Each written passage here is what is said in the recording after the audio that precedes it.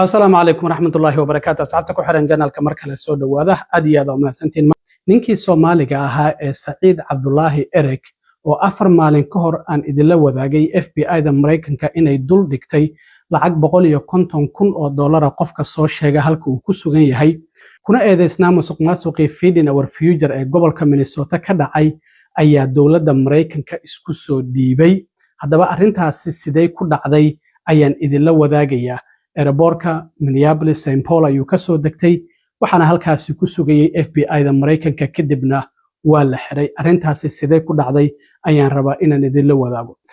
madaxweyne Trump maantadii hore waa ka yiri Iran waan duqeynaynaa arintaasi waxaa sidoo kale ka hadlay wasiirkiisa gaashaandhigga ama dagaalka Pete Hegseth waxaana uu sheegay Iran luqadda bamka haddii ay doonayaan in lagula hadlo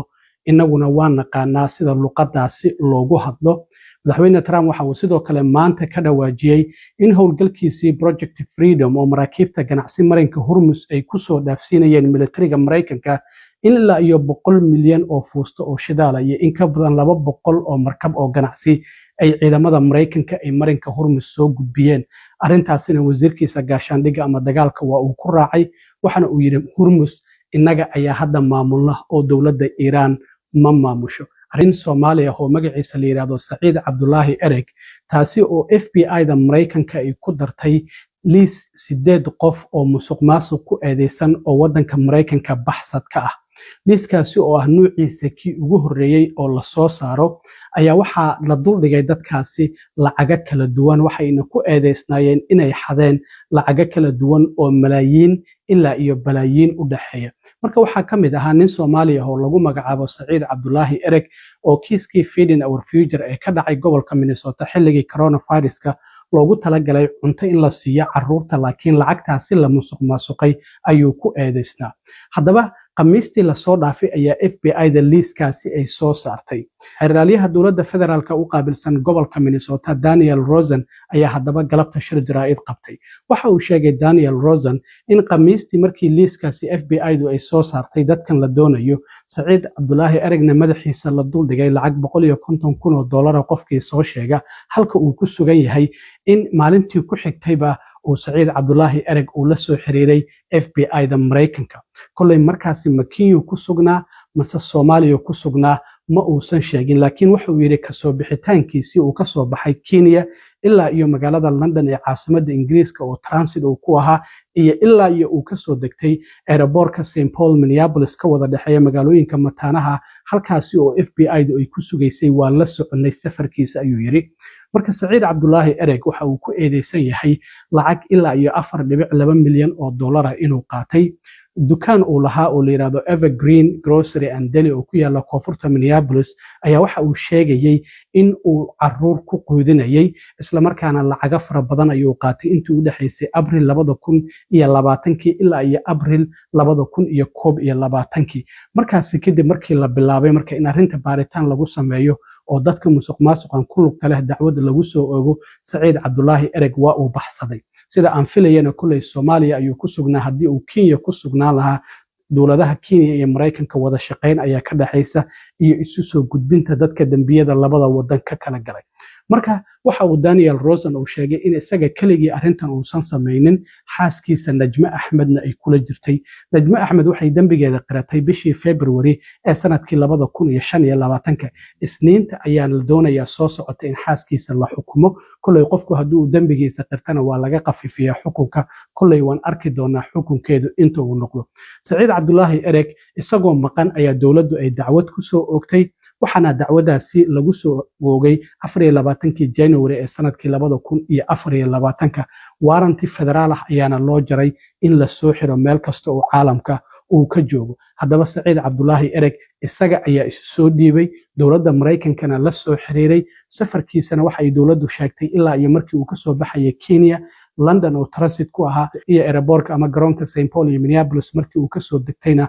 in FBI du ay ku sugaysay halkaasina lagu qabtay baasaboorkiisina laga qaaday isla markaana la xiray hadda marka kulay xilliga maxkamadiisu ay bilaabanayso ayaa la sugayaa ama in uu dambigiisa qirto markaas kadibna dawladda ay ku xiran tahay inta sano oo lagu xukumayo. haddaba waa kan xeerlaaliyaha dowladda federaalka u qaabilsan gobolka Minnesota Daniel Rosen oo galabta shir jaraa'id oo degdeg qabtay markii ay Saciid Cabdullaahi Ereg airportka uu ka soo degay oo la qabtay oo la xiray kadib ayuu shirka jaraa'id qabtay sidan ayuuna u faahfaahiyay sida isu soo dhiibista Saciid Cabdullaahi Ereg ay u dhacday. I'm pleased to announce that this hour Saeed Abdullahi Ereg, one of the FBI's most wanted fugitive fraudsters, peaceably surrendered to federal law enforcement officers who were waiting when his plane from overseas landed at the Minneapolis-St. Paul International Airport. Last Thursday, Vice President Vance announced that Mr. Ereg was one of the most wanted, and the following day, Mr. Ereg communicated his intention to return to the United States. FBI and HSI facilitated his travel from Kenya via London to Minneapolis. Mr. Ereg was indicted on January 24, 2024, and was a fugitive from justice since then. He's charged with conspiracy to commit wire fraud, and with money laundering. He exploited the federal child nutrition program during the COVID-19 pandemic, and he stole money pretending to be someone who was feeding children in need. Mr. Ereg owned and operated the Evergreen Grocery and Deli in Minneapolis, a business that participated in the program under the sponsorship of the nonprofit organization Feeding Our Future. Between April 2020 and April 2021, he submitted fraudulent reimbursement claims and received more than $4.2 million in federal funds. At times, he claimed that his grocery and deli served over 3,000 meals twice a day, 7 days a week. Mr. Ereg didn't work alone. Mr. Ereg's wife, Najma Ahmed, worked with him and received payroll funds directly from Feeding Our Future. Ms. Ahmed pleaded guilty to 1 count of money laundering on February 24, 2025,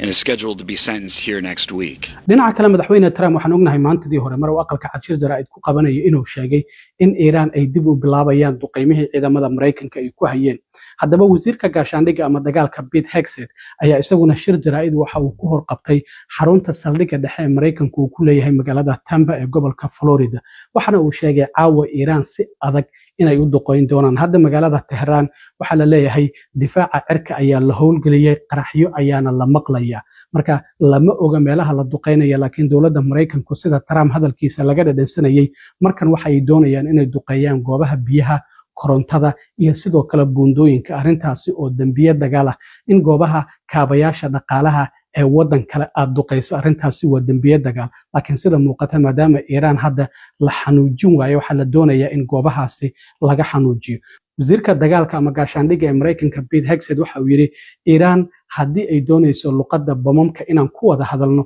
si fiican ayaan u garanaynaa in lagu hadlo. haddaba waa kan wasiirka dagaalka Pete Hegseth oo xarunta saldhigga dhexe Mareykanka uu ku leeyahay magaalada Tampa ee gobolka Florida horteeda kula hadlayay wariyaasha. If we need to negotiate with bombs, we'll negotiate with bombs, and we're very good at it. Nobody better in the world.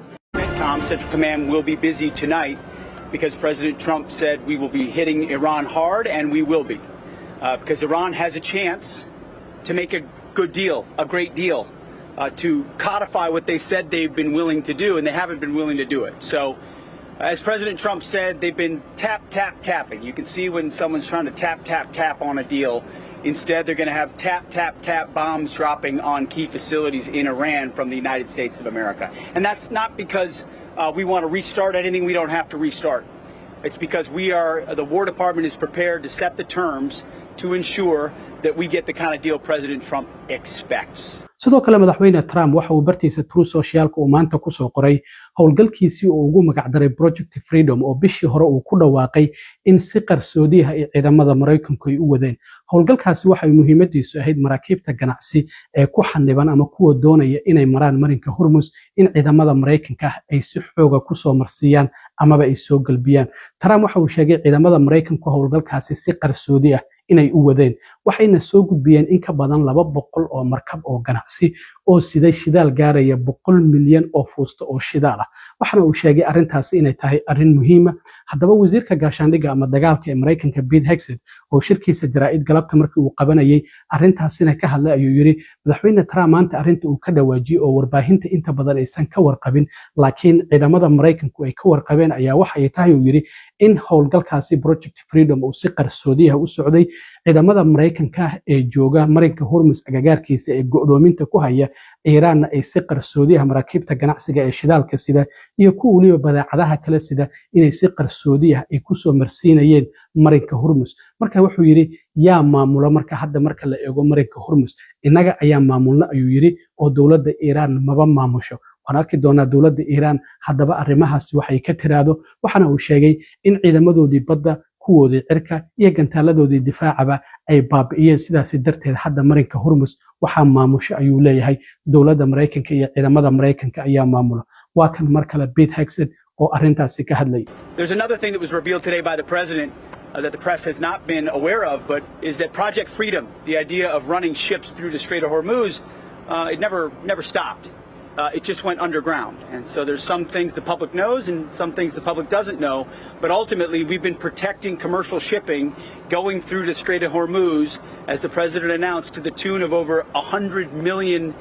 barrels that have moved through and more in the middle of the night, protected by the United States in a way that Iran can't stop. They can't see it and they can't stop it. So answer me this.